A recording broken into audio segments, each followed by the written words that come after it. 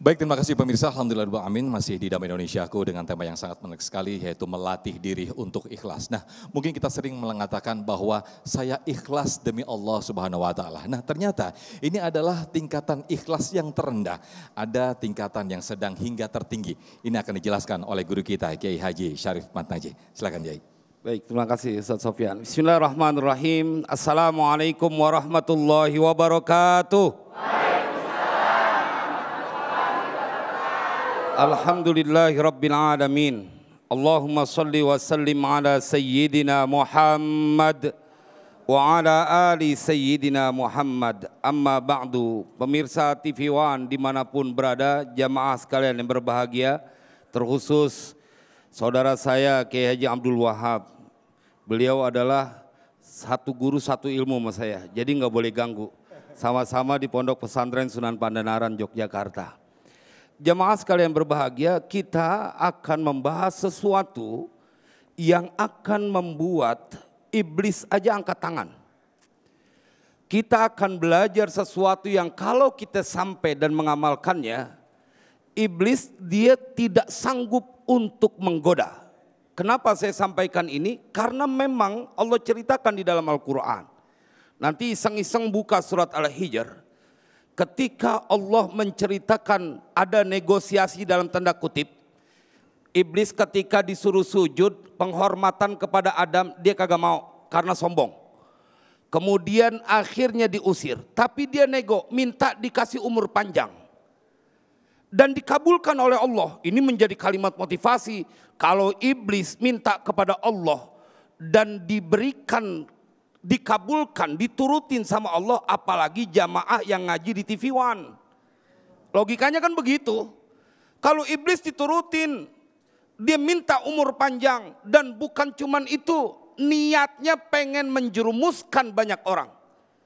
Qala rabbi bima aghwaytani la uzayyinanna lahum fil ardi wa la ughwiyannahum ajma'in.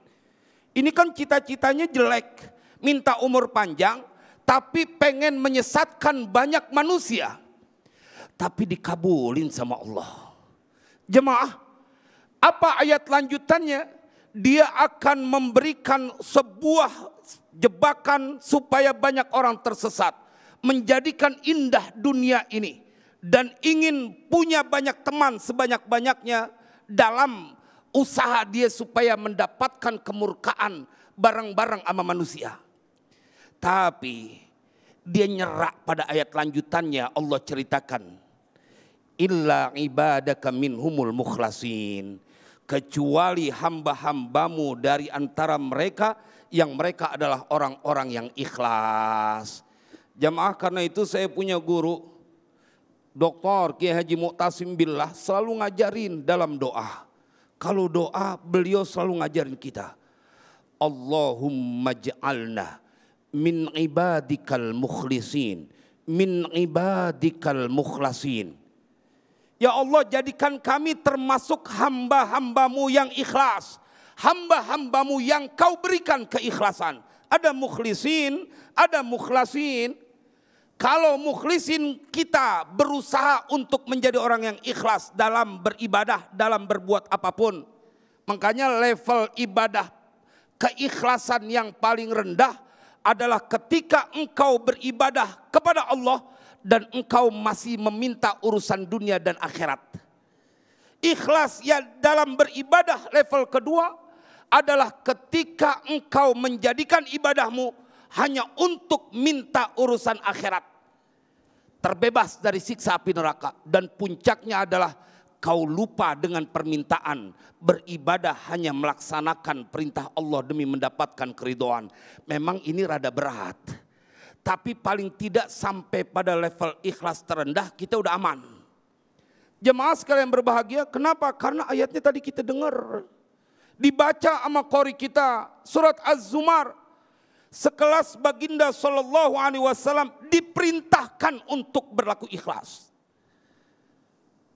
Qul inni umirtu an a'budallaha mukhlishan lahuddin. Jamaah, Nabi sallallahu alaihi wasallam diperintahkan oleh Allah untuk melaksanakan sebuah ibadah, menyembah Allah dengan penuh keikhlasan.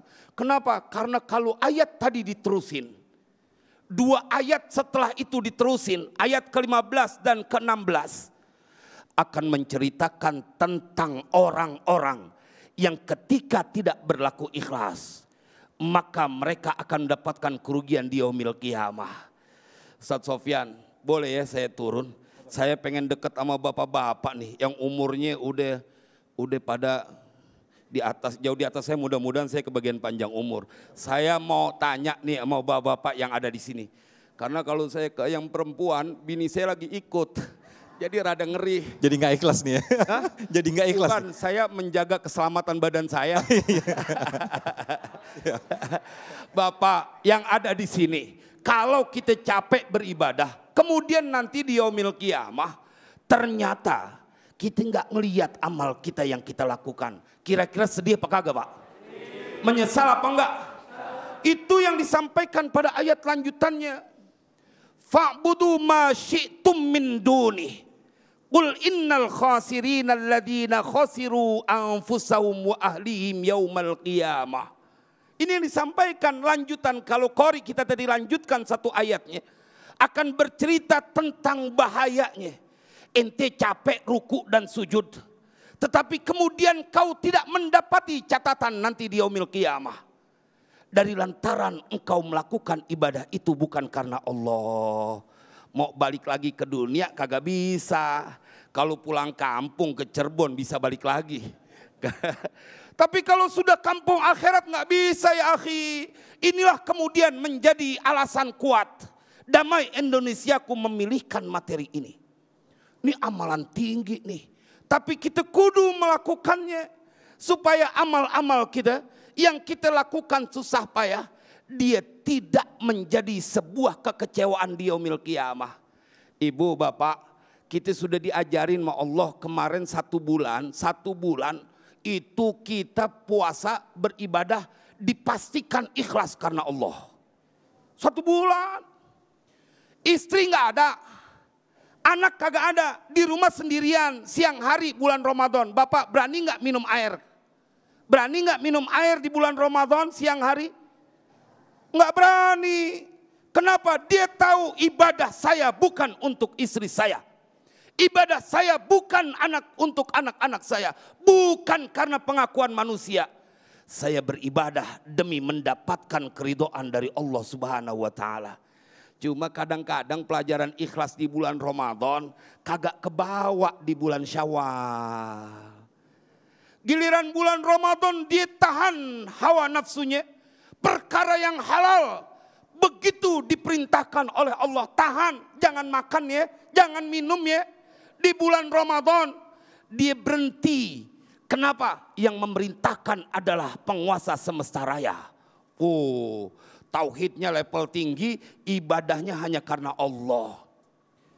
Perkara yang halal mampu kau tahan demi mengharapkan keridhaan Allah, apalagi perkara yang haram. Tetapi jamaah sekalian berbahagia, tugas kita selanjutnya adalah bagaimana istiqomah dalam melaksanakan ibadah seperti yang kau lakukan di bulan Ramadan. Enggak ente mau puji, ente mau katain, enggak ada urusan. Ane melakukan ini karena Allah Jalla Jalaluh. Kira-kira bisa apa kagak Bapak? Bu, kira-kira bisa apa kagak Bu? Harus bisa kita. Kenapa? Karena kita perlu berjuang untuk meraih keridhaan Allah. Orang kagak ngerti siang malam pengen dapat supaya disenengin sama penguasa. Malam-malam ditelepon dia datang juga. Yang penting penguasa, pemimpin, bosnya seneng. Betul apa kagak? Padahal penguasa cuman sampai 5 tahun berganti. Paling panjang 10 tahun. Tapi segitunya manusia pengen menunjukkan bagaimana ketaatannya kepada pemimpinnya. Cakep, tapi ente kagak adil. Giliran kepada manusia bisa segitu tunduk dan tidak pernah berhitung lelah. Giliran kepada Allah kau menjadi orang yang gampang menyerah. Bu, saya mau tanya, kira-kira nih yang ada di sini begitu pulang ngaji DKM Masjid Al Muhajirin ngasih masing-masing emas 5 gram. Kira-kira bahagia apa kagak? Kalau disuruh duduk pengajiannya sampai maghrib, hadiahnya 5 gram, masih mau apa kagak? Tuh, mau Pak 5 gram duduk dari zuhur sampai maghrib, perkara 5 gram. Ya akhi, ini jawaban dari sebuah bukti bahwa kita orang-orang hebat. Iya dong. Wah, yang namanya kesemutan, pinggang sakit, bodoh amat, yang penting 5 gram. Betul ya? Lalu mari kita bermain logika. Bagaimana janji Allah buat mereka yang beribadah hanya ingin mendapatkan keridhoannya. Dalam sebuah redaksi ayat, radhiyallahu anhum wa radu'an dzalika liman khasyiya rabbah. Ini Bapak Ibu yang kita kudu bangun, bahwa engkau berbuat sesuatu seperti yang telah kau lakukan di bulan Ramadan, kau harus tetap lakukan sampai ruh keluar dari jasad. Dan Allah nggak pernah ingkar janji Bapak Ibu. Allah nggak pernah mendustai apa yang dia sampaikan di dalam Al-Quran. Cuman kan kitanya nih kadang-kadang yang anggap kecil. Bagaimana Allah ceritakan di dalam Al-Quran, ngeri banget. Kalau engkau tidak selamat nanti di yaumil qiyamah, maka engkau menjadi orang yang akan mendapatkan kesusahan yang tidak pernah kau bayangkan dalam kehidupanmu di dunia. Bayangin, Al-Quran bercerita nanti ada seorang suami, seorang ayah, anaknya dijadiin tebusan. Istrinya dijadikan tebusan, yang penting dia terbebas dari siksa api neraka. Itu diceritain dalam Al-Quran. Maka bila engkau ikhlas melakukan ibadah karena Allah, dan kau dedikasikan hidupmu untuk Allah, jangan kata engkau yang ikhlas, bahkan yang durhaka di dunia tidak mendapatkan kesusahan. Kebayang nggak bagaimana mereka yang ikhlas dalam beribadah? Tak mungkin dibiarkan menitikkan air mata dalam keadaan susah. Semoga manfaat.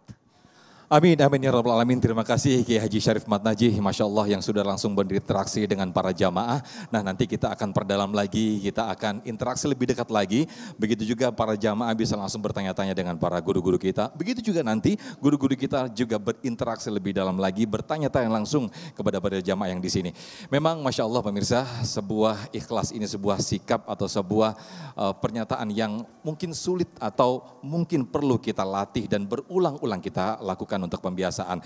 Paling tidak seperti apa yang disampaikan oleh guru kita Kiai Syarif Ahmad Najih tadi, paling tidak kita mencapai level terendah, yaitu mengharapkan apa yang sudah kita lakukan, mengharapkan urusan dunia dan akhirat dimudahkan oleh Allah Subhanahu wa taala. Nah, pemirsa, di segmen ketiga nanti kita akan buka sesi tanya jawab untuk para jamaah untuk disiapkan pertanyaannya yang langsung nanti insya Allah akan dijawab oleh guru-guru kita. Tetaplah bersama kami di Damai Indonesiaku yang dipersembahkan oleh Sarung Wadimor, tentu sarung kita.